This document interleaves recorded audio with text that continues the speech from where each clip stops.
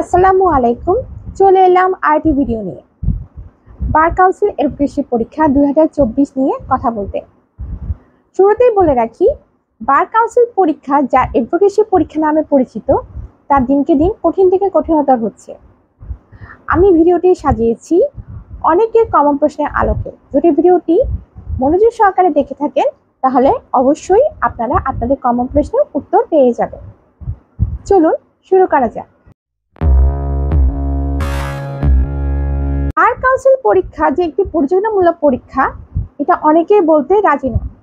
এর বিপক্ষে অনেকে যুক্তি তুলে ধরেন এই যে বার কাউন্সিল পরীক্ষায় অন্যান্য পরীক্ষার মতো আসন সংখ্যা নির্দিষ্ট করে দেওয়া নেই, কিন্তু বার কাউন্সিল যে আসলেই পরিচালনামূলক পরীক্ষা সেটার জন্য যুক্তি তুলে ধরতে আমরা একটি পরিসংখ্যান পেতে পারি। 2023 সালে অনুষ্ঠিত পরীক্ষার দিকে আমরা তাকাই। 2023 সালে অনুষ্ঠিত এমসিকিউ পরীক্ষায় অংশগ্রহণকারী সংখ্যা ছিল 34,642 জন। উত্তীর্ণের সংখ্যা ছিল 6,229 জন। 2023 সালে অনুষ্ঠিত লিখিত পরীক্ষায় অংশগ্রহণকারীর সংখ্যা ছিল 14,865 জন। আমরা সকলেই জানি একবার এমসিকিউ পরীক্ষায় পাশ করলে দুইবার রিটেন পরীক্ষা দেওয়া যায়। সুতরাং 2023 সালে উত্তীর্ণ এমসিকিউ পরীক্ষা অংশগ্রহণকারী প্লাস 2022 সালে অনুষ্ঠিত লিখিত পরীক্ষা অনুত্তীর্ণ পরীক্ষার্থী সহ পাশ করেছে 2,689 জন। 2024 সালে অনুষ্ঠিত ভাইবা পরীক্ষায় উত্তীর্ণ হয়েছে 2,973 জন। তাহলে 34,642 জন থেকে কতজন মোট বার কাউন্সিল পরীক্ষার অ্যাডভোকেসিতে এনরোল হলো? 2,973 জন। আমরা যদি পার্সেন্টেজ হিসাবে ধরি তা হচ্ছে 8%।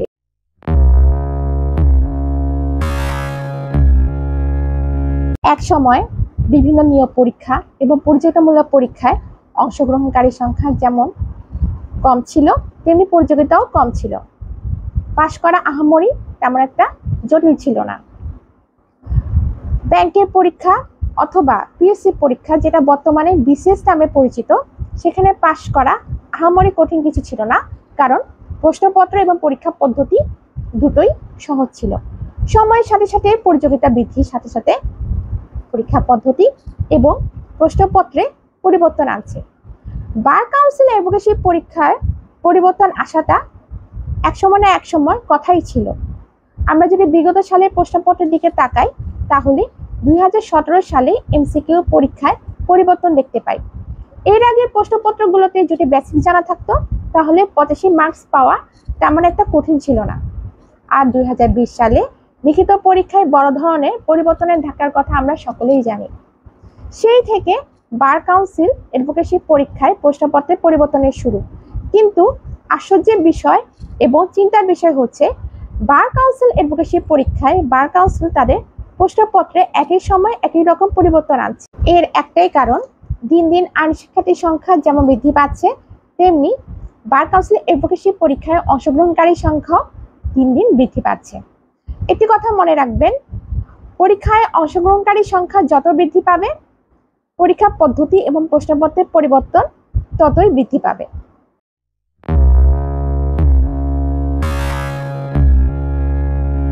বার কাউন্সিল পরীক্ষায় পাশ করতে হলে সর্বপ্রথম আপনাকে নেগেটিভ চিন্তা বা নেগেটিভ ধারণা ঝেড়ে ফেলতে হবে।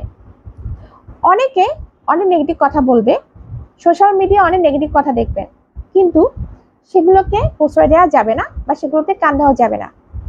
একটি কথা মনে রাখবেন, ব্যর্থ মানুষেরাই আপনাকে নেগেটিভ কথা বলে আপনার স্পিরিট নষ্ট করে দিতে পারে। আরেকটি কমন প্রশ্ন, সেটা হচ্ছে পড়া মনে থাকে না। সেক্ষেত্রে আপনার সুবিধা অনুযায়ী দুটি পদ্ধতি অবলম্বন করতে পারেন। কাগজে যে বিষয়গুলো মনে থাকে না তা লিখে দৃশ্যমান জায়গায় রেখে দিতে পারেন যাতে সহজে চোখে পড়ে, অথবা দিনের একটি নির্দিষ্ট সময় যে বিষয়গুলো মনে থাকে না তা পড়ার জন্য ওই সময়টা আপনি ব্যবহার করতে পারেন। তাহলে 10-15 দিন পরে বারবার পড়ার পর ওই বিষয়গুলো আয়ত্তে চলে আসবে। আপনি যদি 5 থেকে 6 ঘন্টায় রেগুলার পড়াশোনা করেন তাহলে কমপক্ষে 5 মাস পরেই বার কাউন্সিল পরীক্ষায় এনরোল হওয়া কঠিন কিছু নয়। মেধার উপর ভিত্তি করে 7টা আইন যদি আপনি 5 থেকে 7 বার পড়েন তাহলে আস্তে আস্তে আইনগুলো আয়ত্তে চলে আসবে। ধারা যে মনে না থাকার ব্যাপারটা সেটা আস্তে আস্তে কমে আসবে।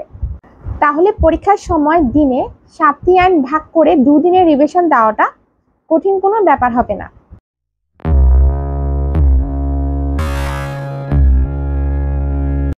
বার কাউন্সিল রুলস এবং অর্ডারে বার কাউন্সিল অ্যাডভোকেসি পরীক্ষার জন্য পাস মার্ক নির্ধারিত করে দেওয়া আছে। বার কাউন্সিল অ্যাডভোকেসি পরীক্ষায় পাস মার্ক প্রিলি পরীক্ষার জন্য 50, লিখিত পরীক্ষার জন্য 50 এবং ভাইবা পরীক্ষার জন্য 25। গুজবে কান দেবেন না, কারণ 50 পেলেই পাস।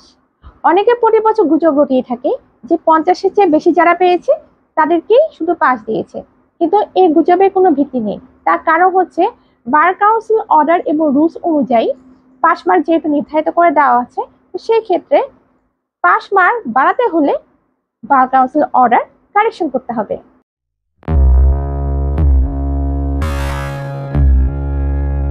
মানে বার কাউন্সিল অ্যাডভোকেসি পরীক্ষার প্রশ্নপত্র যে আলোকে হচ্ছে, এমসিকিউ পরীক্ষায় পাশ করতে হলে বেয়ারের ভিত্তিক পড়াশোনার কোনো বিকল্প নেই। এটাই সবচেয়ে ভালো উপায়। তাতে এমসিকিউ এবং লিখিত পরীক্ষার জন্য উভয়ের জন্য কিন্তু ভালো প্রিপারেশন হয়ে যায়।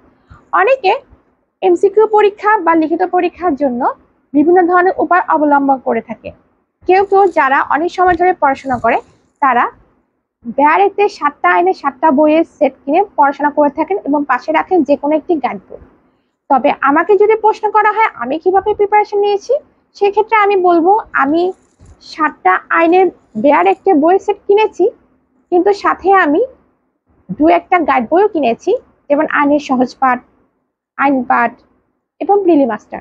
কিন্তু আমার কাছে একসময় মনে হয়েছে যে প্রিলি মাস্টার পড়ার পরে যে 7টা বেয়ার একটা যে আইনের সেট বইটা, সেটা আমার জন্য কোনো প্রয়োজন নেই। কারণ প্রিলি মাস্টার বইটা আমার কাছে বেয়ারেতে এক্সাম ভার্সন মনে হয়েছে, যেখানে অনেকগুলো উদাহরণ আছে এবং এডিশনাল কিছু ইনফরমেশন আছে।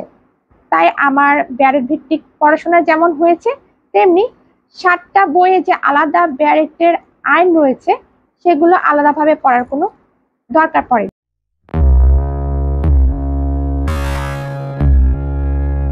2023 সালে বার কাউন্সিল অ্যাডভোকেসি পরীক্ষার লিখিত পরীক্ষাটা সবচাইতে বড় ধাক্কা ছিল সবার জন্য। কারণ ইতিহাসে এই প্রথম লিখিত পরীক্ষায় সবচাইতে কম সময় দেওয়া হয়েছে, মাত্র 32 দিন। এই 32 দিন লিখিত পরীক্ষার জন্য প্রিপারেশন নেওয়াটা খুবই কঠিন। কিন্তু আমার মনে হচ্ছে বার কাউন্সিল যদি এখন থেকে নিয়মিতভাবে পরীক্ষা নেওয়া শুরু করে, তাহলে 6 মাসের মধ্যে 2023 সালে যেভাবে প্রস্তুতি সম্পন্ন করেছে সেভাবে যদি পরীক্ষা নেওয়া শুরু করে, তাহলে লিখিত পরীক্ষা এভাবেই চলতে থাকবে। সুতরাং আমি যেভাবে প্রিপারেশন নিয়েছি, যে প্রিলি মাস্টার বইটা যে পড়েছি আগেই আমি উল্লেখ করেছি, প্রিলি মাস্টার পড়ার কারণে আমার যে লাভ হয়েছে সেটা হচ্ছে প্রিলি মাস্টারে যেমন পেয়ারের ভিত্তিক আমার প্রিপারেশন হয়েছে, তেমনি উদাহরণের পাশাপাশি আমার কিছু এডিশনাল ইনফরমেশন আমার পড়া হয়ে গেছে, যেগুলো সেই বইটাই ছিল। এবং পরীক্ষার খাতায় আমি সেভাবে লিখেছি যেভাবে প্রিলি মাস্টারে লেখা ছিল। আর আরেকটা কথা হচ্ছে যে প্রিলি মাস্টারে সবকিছু গোছানো থাকে, যার কারণে আমার পড়তে খুব একটা অসুবিধা হয়নি। কারণ আমি সবসময় সেই পদ্ধতি অবলম্বন করি যে পদ্ধতি অত্যন্ত সময় কম লাগে এবং সহজে আমি বুঝতে পারি। তো পরীক্ষা আমি লিখিত মাস্টার, আইন পাঠ, বিচার প্রক্রিয়া এই 3টি বই আমি এমসিকিউ পরীক্ষার যেদিন রেজাল্ট দিয়েছে তার পরের দিন আমি কিনেছিলাম। কিন্তু দুঃখের বিষয় সময় স্বল্পতার কারণে আইন পাঠ এবং বিচার প্রক্রিয়া বইটা পড়ার সময় হয়নি, তাই লিখিত মাস্টারটা আমি পড়েছি। লিখিত মাস্টারে আমি মুসাবিদা এবং ফ্যাক্ট যে কোশ্চেনগুলো ওগুলো একটা বাদ দিইনি, সবই পড়েছি। সুতরাং লিখিত পরীক্ষায় মুসাবিদার উত্তর করতে তেমন একটা বেগ পেতে হয়নি। যেহেতু আমার লেখা পরিষ্কার, লিখিত পরীক্ষায় আমি খাতায় উপস্থাপন করেছি অত্যন্ত পরিষ্কারভাবে, প্যারা প্যারা করে লিখেছি। 1 নম্বর প্রশ্ন হতো 2 নম্বর প্রশ্নটা নিচে ডাবল করে আন্ডারলাইন করে দিয়েছি। সঠিকভাবে ধারায় এবং আইন লেখার পরে নিচে একটি আন্ডারলাইন করে দিয়েছি, এবং যেখানে বুলেট পয়েন্ট ব্যবহার করার প্রয়োজন শুধুমাত্র সেখানে বুলেট পয়েন্ট ব্যবহার করেছি। মোট কথা, খাতা উপস্থাপন করবো অত্যন্ত সঠিকভাবে এবং পরিষ্কারভাবে।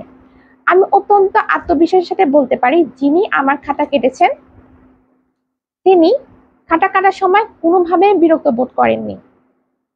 সুতরাং চেষ্টা করবেন খাতাটাকে সেভাবে গুছিয়ে লেখার এবং সঠিকভাবে লেখার, যাতে অপ্রাসঙ্গিক কোনো কিছু লেখা না থাকে। কম লিখবেন কিন্তু সঠিকভাবে লিখবেন। আমি শুধু একটি কালি ইউজ করছি, সেটা হচ্ছে কালো কালি, এবং নোটিশে যেভাবে মেনশন করে দেয়া ছিল যে এই স্থান থেকে উত্তর করতে হবে, আমি সেই নিয়ম ফলো করেছি। ভিডিও শুরুতেই বলেছি বার কাউন্সিল অ্যাডভোকেসি পরীক্ষা দিনকে দিন জটিল থেকে জটিলতর হচ্ছে। 2023 সালের বার কাউন্সিল অ্যাডভোকেসি পরীক্ষা তার জ্বলন্ত উদাহরণ। এমসিকিউ পরীক্ষা যেমন খুব কনফিউজিং হয়েছে, তেমনি লিখিত পরীক্ষার প্রশ্নপত্র যেমন লেংথি হয়েছে তেমন কনফিউজিং হয়েছে। এতগুলো মুসাবিদা কখনো কোনোদিন কোনো পরীক্ষায় আসেনি যেখানে মুসাবিদা বাধ্যতামূলক উত্তর করতে হবে। সুতরাং আমরা ধরে নিতে পারি এক এক সময় এক এক রকম প্রশ্ন হতে পারে। সেক্ষেত্রে আমাদের সব সময়ের জন্য প্রিপারেশন থাকাটা প্রয়োজন। এছাড়া আমরা দেখতে পারি 2023 সালে বার কাউন্সিল অ্যাডভোকেসি পরীক্ষা মাত্র 6 মাসে সমস্ত প্রসেসিং কমপ্লিট করেছে, ফর্ম পূরণ থেকে শুরু করে একদম রেজাল্ট পর্যন্ত, যা অনেক দিন দেখা যায়নি। এবং 2023 সালে বার কাউন্সিল অ্যাডভোকেসি পরীক্ষার এমসিকিউ পরীক্ষা এবং লিখিত পরীক্ষা এমন একটা সময় হয়েছে যে সময় রাজনৈতিক অস্থিরতা ছিল এবং সেই সময় নিয়মিতভাবে পরীক্ষা কিন্তু হয়ে গেছে। সুতরাং আমরা আশা করতে পারি বার কাউন্সিল অ্যাডভোকেসি পরীক্ষা এখন থেকে নিয়মিত হবে। সেজন্য আমাদের এখন থেকে প্রিপারেশন নেওয়া শুরু করা প্রয়োজন। ভয় পাবেন না, যিনি ভালোভাবে প্রিপারেশন নেবেন তিনি অবশ্যই ইনশাল্লাহ বার কাউন্সিল অ্যাডভোকেসি পরীক্ষার জন্য এনরোল হবেন। সবার জন্য শুভকামনা।